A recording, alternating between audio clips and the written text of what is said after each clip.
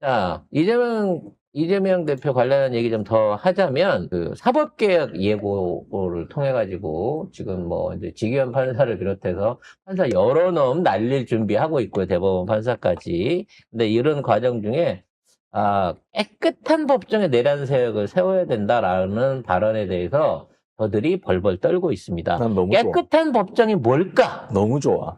그 깨끗한 법정이라고 하는 거는 아마도 내란을 전담하는 내란 재판소를 임시로 내란 특별재판소가 내란 아닐까. 특별재판소를 암시하는 게 아닐까라는 생각이 들면서 저쪽에 있는 검찰들이나 사법부가 이러면 나가린데라는 걱정이 되나 봐요. 관련된 기사 한번 분석해 보겠습니다. 이재명 후보가 어제 경남 창원 유세에서 내란 수괴뿐 아니라 지금도 숨어서 끊임없이 내란 획책을 실행하고 있는 제2, 제3의 내란을 일으키고 있는 자들, 국가기관에 숨어 민주 헌정 질서를 훼손하고 있는 그들을 반드시 찾아내 법정에 세워야 한다며 그 법정은 깨끗한 법정이어야 한다고 말했습니다. 왜냐면 지금 지기현 같은 인간이 있는 법정이 더럽잖아요.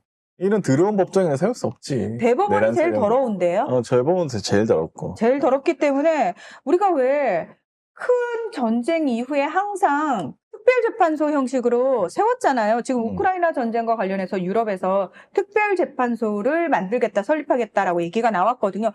우리나라에선 어마무시하게 내란이 일어났어요. 그러면 당연히 이 내란에 한정한 특별재판정이 만들어져야 되는 게 당연한 거죠. 그리고 그 안에 뽑히는 판사나 검사, 배심원들은 전 국민이 되어야 돼요. 그럼요. 예. 지금 있는 입장에서 이걸 뭐 정치 탄압이다 뭐 이런 식으로 몰고 가는 놈들이 있는데 범죄를 단죄하는데 그것도 국민들을 상대로 국민들의 생명을 위협한 내란의 범죄.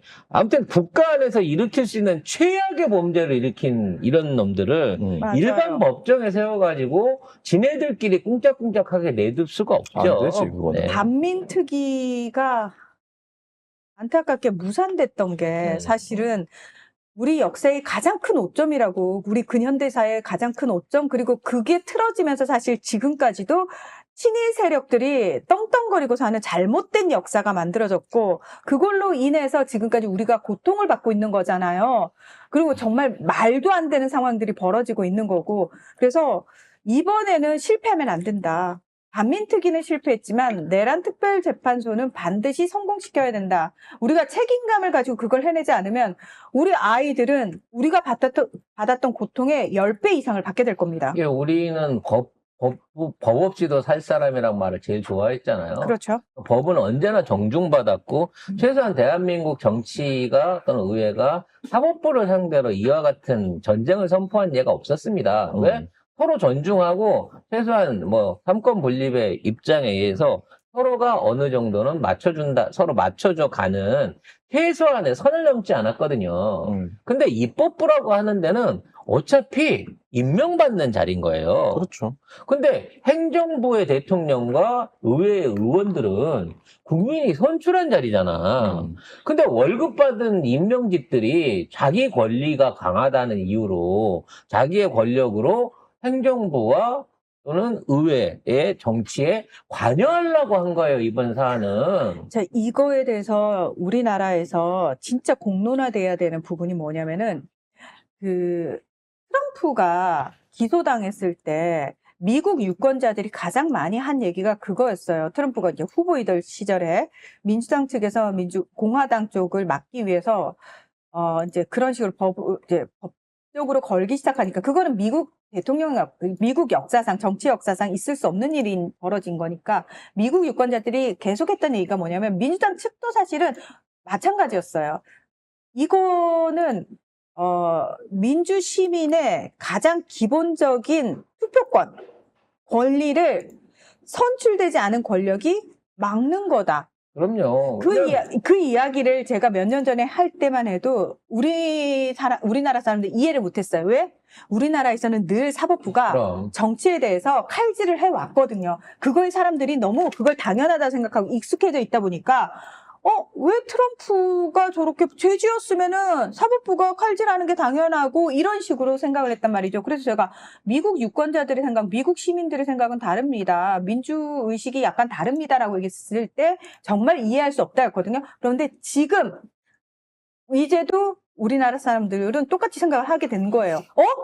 가만히 보니까 나의 민주시민으로서의 권한을 사법부가, 내가 뽑지도 않은 저 사법부가 제한하려고 하네? 마음대로 한정시키려고 하네? 그게 과연 올바른 것인가에 대한 문제의식을 가지기 시작했다는 겁니다. 그리고 조희대가 이거 자초한 거예요. 그럼요. 이거는 뭐 가만히 가만히 있으면 있으면서 뭐 최소한 우리도 선제 타격은 할 수 없었는데 저기서 칼 꺼냈는데. 저쪽이 먼저 우리 등에 칼을 꽂았잖아요. 그러니까 당연히 응징을 생각해야지. 근데 이 새끼들은 자기들의 존엄성을 의회나 행정부나 정치인들이 못 건들 거라고 생각하고 왜냐하면 지금까지 그랬으니까요. 그러니까 지금 서영교 의원이 녹취록 거기서 틀었잖아요.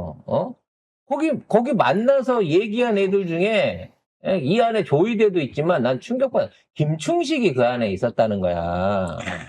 그럼 김충식이 만난 자리에서 조희대의 한덕수의 누구야? 윤덕수가 한덕수의 김충식의 조희대가 모여 있는 자리에서 그 자리에서 대법원 올라오면 내가 정리할게라고 하는 발언이 나왔다는 거 아니에요.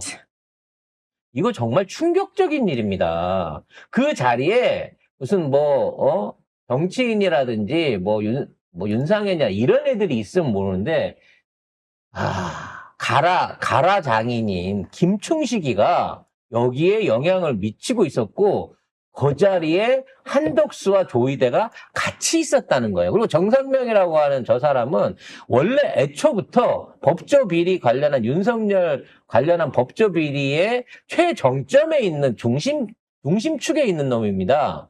나는 여기에 김충식, 한덕수, 조희대가 모였다는 걸 봤을 때 이 사법부 내지는 지금 행정부가 사적인 어떤 유대나 연결고리를 통해 갖고 지금 지네들의 사적 권력을 위해서 움직이고 있는 공동체다라고 볼 수가 없는 거예요. 검찰의 땅투기꾼의 대법원장의 총리가 모여갖고 이재명 제거에 대한 공론화를 했다는 거 아닙니까? 저 정상명이가 윤석열, 김건희 결혼식 때 주례를 맡았다는 맞습니다. 그 사람이잖아요. 네.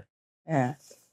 결론적으로 저들이 원조인 겁니다. 원조이면서 숨어있는 이 정권의 코아였던 거예요. 사법개혁해야 된다. 자, 2부에서는 여러분이 자꾸 이게 댓글에서도 기대를 하시는데 지기현.